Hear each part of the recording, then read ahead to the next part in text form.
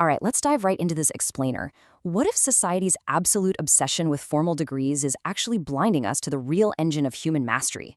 We all do it, right? We treat a piece of paper as the ultimate proxy for competence. But what if your single most powerful educational tool isn't sitting in some $50,000 lecture hall, but is actually just your own unbridled curiosity?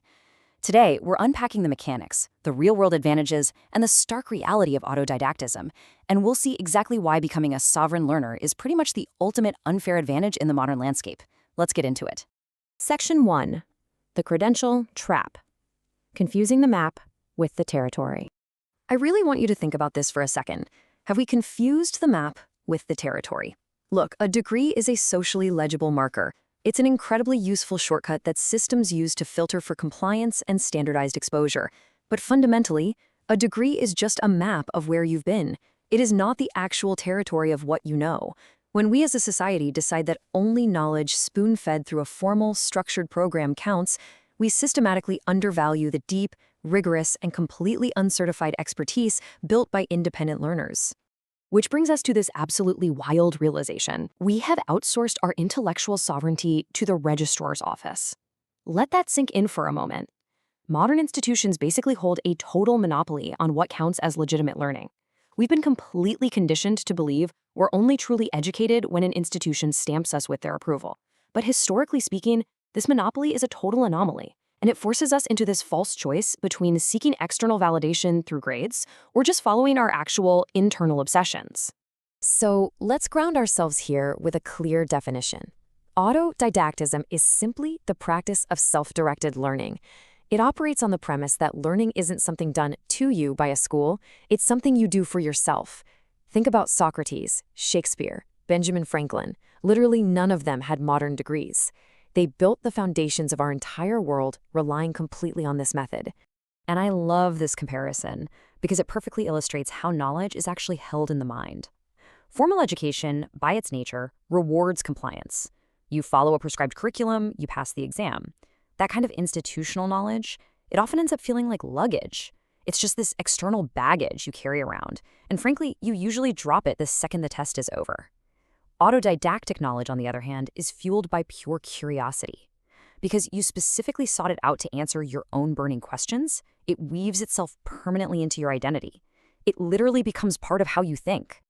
Moving on to Section 2, Just-in-Time Learning, the Mechanics of Mastery. Think about traditional education. It's totally built on what we can call the just-in-case model. You memorize abstract formulas, historical dates, all these theoretical frameworks today because, well, you might hypothetically need them 5 years from now. Autodidactism flips that entirely into a just-in-time model. You have a high-leverage problem sitting right in front of you, so you go out and acquire the exact specific knowledge needed to solve it right there in that moment. When you break down this execution loop like we see here, the difference is just night and day, especially when it comes to feedback. In an institution, feedback is so delayed. You write a paper, you wait 3 weeks for a grade. But for the autodidact, feedback is brutal and it is immediate. Your code breaks, your product totally flops, your design looks terrible. And because that learning is tethered to a specific urgent outcome in reality, not just some syllabus, your retention rates absolutely soar. You internalize the tool because it is literally the only thing standing between you and a solved problem. Section 3. The power of metacognition. Learning how to learn. Here's the thing about structured schooling. Its hidden failure is that it totally spoon-feeds you the how. It tells you exactly what chapter to read and what's going to be on the test. But out on your own, you are forced to master metacognition. You have to figure out if a source is actually high signal or just pure digital fluff. You need radical self-honesty to spot your own blind spots. You have to build your own stress test and synthesize completely conflicting perspectives. And once you build that cognitive muscle, that ability to learn how to learn, you gain the ultimate superpower. You can pivot your entire life's work in a matter of months.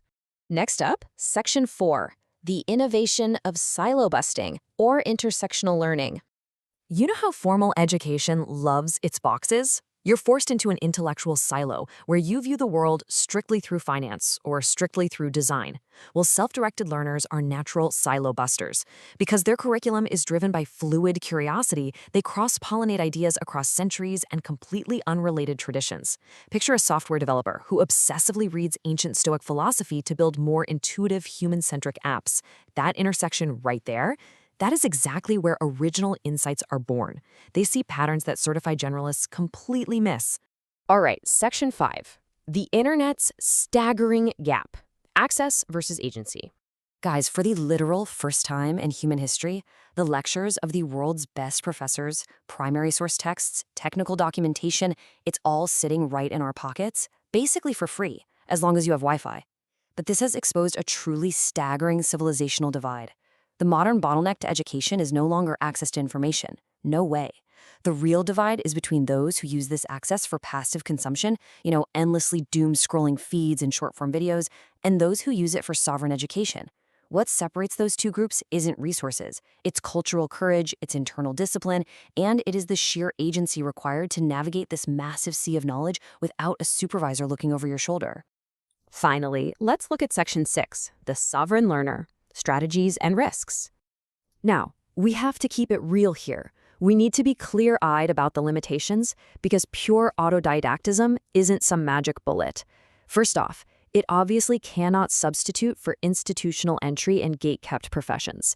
You can't just become a self-taught surgeon or lawyer. You absolutely need formal licenses for those. Second, without a structured curriculum, you do risk missing some foundational concepts.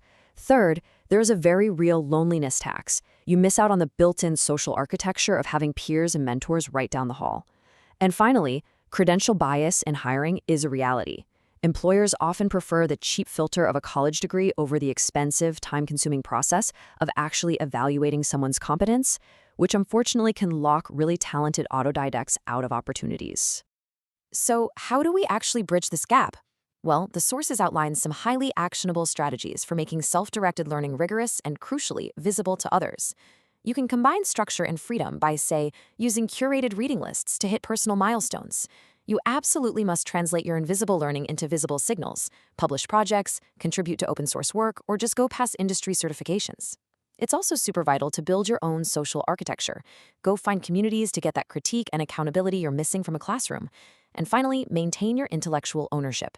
Treat your mind as something to be developed on its own terms. Autodidacticism isn't about outright rejecting schools. It's about refusing to stop learning the second that formal structure is removed.